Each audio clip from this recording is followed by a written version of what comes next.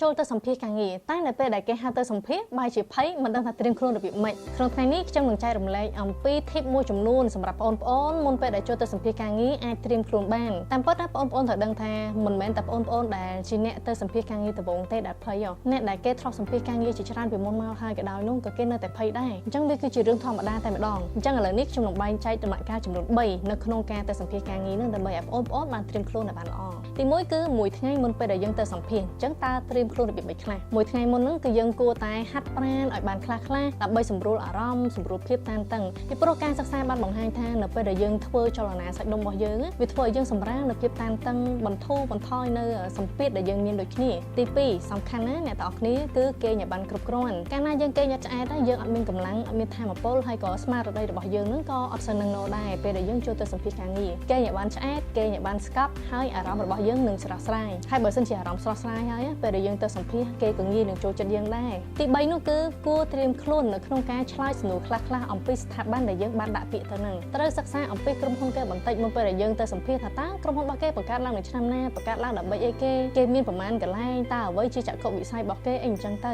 នេះវាបង្ហាញថាយើងបានស្វែងយល់អំពីក្រុមហ៊ុនរបស់គេដែរមុនពេលដែលយើងចង់មកដាក់ពាក្យហ្នឹងនេះសុទ្ធតែជា credit ដែរណាដំណាក់កាលទី2គឺថ្ងៃដែលយើងចូលសម្ភារបើសិនជាមានពេលវេលាគួរតែញ៉ាំបាយឲ្យឆ្អែតព្រោះថាបើសិនជាយើងហេវក៏អារម្មណ៍អត់មូលដែរនៅពេលសម្ភារទី2គឺដាច់ខាតតែម្ដងត្រូវទៅឲ្យទាន់ម៉ោងអាចទៅមុនម៉ោងបានតែហាមទៅក្រោយម៉ោងជាដាច់ខាតបើសិនជាយើងទៅយឺតថ្ងៃសម្ភារហើយអ្នកនរគ្នាគេនឹងមើលមកយើងថាចុំយៈអីអត្តចរិតមនុស្សម្នាក់នេះមុនពេលចូលធ្វើការយឺតប៉ុណ្្នឹងហើយចុះតម្រាំតែចូលធ្វើការមិនដឹងថាយឺតយ៉ាងម៉េចទៀតចំណុចតែបន្តិចទេក៏ប៉ុន្តែគេអាចកត់សម្គាល់យើងបានអញ្ចឹងថ្ងៃសម្ភារហ្នឹងគឺជាថ្ងៃដែលសំខាន់ណាស់ដែលបងប្អូនទាំងអស់គ្នាគួរតែត្រៀមខ្លួនឲ្យបានល្អតែម្ដងហើយមុនពេលដែលយើងចូលទៅសម្ភារ5នាទីអ្នកទាំងអស់គ្នាអាចធ្វើការសម្រួលសាច់ដុំពុតដៃពុតជើងបន្តិចទៅដោយដែលយើងដឹងអញ្ចឹងថាការសម្រួលសាច់ដុំរបស់យើងនេះវាធ្វើឲ្យយើងបន្ថយភាពតានតឹងបើសិនជាអៀនអត់ហ៊ានពុតដៃពុតជើងនោះគេទៅបន្ទប់ទឹកក៏បានដែរចំណុចមួយទៀតដែលអាចជួយបងប្អូននៅក្នុងការកាត់បន្ថយភាពតានតឹងនោះគឺការមើលវីដេអូកំ pl ខ្លីៗតាមការស្រាវជ្រាវបានបង្ហាញថានៅពេលដែលយើងភ័យខ្លាំងណាហើយយើងមើលវីដេអូកំ pl ខ្លីៗនោះវាធ្វើឲ្យយើងបន្លប់អារម្មណ៍របស់យើងពីការភ័យខ្លាចមកជាការធូរស្រាលវិញបានបន្តិចដែរអូខេឥឡូវយើងចូលដល់ដំណាក់កាលដែលសំខាន់ជាងគេតែម្ដងនោះគឺដំណាក់កាលសម្ភារ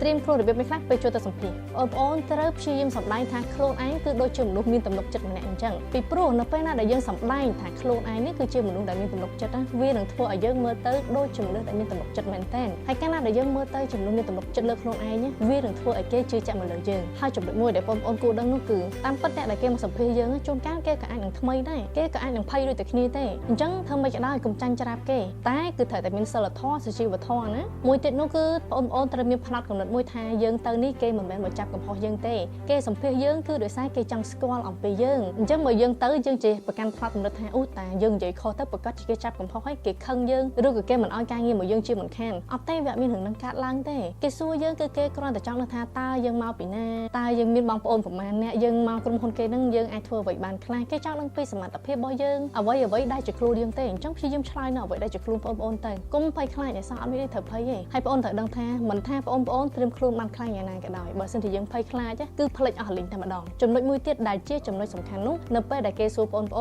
នត្រូវយល់អំពីសំណួរដែលគេចង់សួរជួនកាលណាគេសួរយើងពីអញ្ចេះប៉ុន្តែអ្វីដែលគេចង់បាននឹងមិនមែនអាហ្នឹងទេគេចង់ដឹងអំពីរបៀបក្នុងការបញ្យល់បកស្រាយរបស់យើងផ្នត់គំនិតរបស់យើងនេះវារបៀបម៉េចរបៀបប្រតិកម្មតបរបស់យើងនឹងគឺរបៀបម៉េចអញ្ចឹងគេអាចយល់អំពីមនុស្សម្នាក់នឹងបានទេតែពេលខ្លះតោះត្រង់ថាយើងអត់ដឹងថាគេចង់សួរពីអីអញ្ចឹងបងប្អូនទាំងអស់គ្នាខ្ញុំណែនាំឲ្យបងប្អូនអានសៀវភៅមួយក្បាលនេះសៀវភៅមួយក្បាលនេះគឺបង្ហាញអំពី